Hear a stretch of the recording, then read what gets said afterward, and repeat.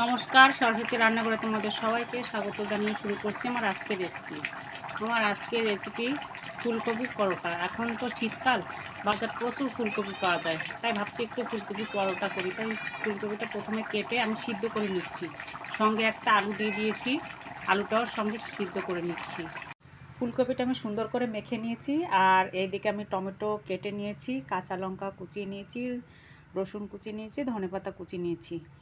এবার আমি এটাকে একটু রান্না করে নেব, একটু জিরে ফোড়ন দিয়ে এগুলোটিকে একটু সামান্য একটু রান্না করে নেব, কারণ এগুলো নরম হলে পরে আটার সঙ্গে বা ময়দার সঙ্গে মাখতে সুবিধা হবে, আর বেলতেও সুবিধা হবে, শক্ত শক্ত থাকবে না লঙ্কাগুলো, যার জন্য আমি এটাকে রান্না করে নেব। আমার রান্নাটা হয়ে গেছে, ঠান্ডাও হয়ে গেছে। এবার আমি আটাটা মেখে নেব। আমি আটাটা মেখে নিয়েছি, দেখো কত সুন্দর হয়েছে। এখানে রুটিও বানিয়ে নিয়েছি, এদিকে ভাজা হচ্ছে, দেখো কত সুন্দর হয়েছে, খেতেও খুব টেস্টি। তোমরা বাড়িতে বানিয়ে খাবে, আর ভালো লাগলে লাইক শেয়ার কমেন্ট অবশ্যই করবে।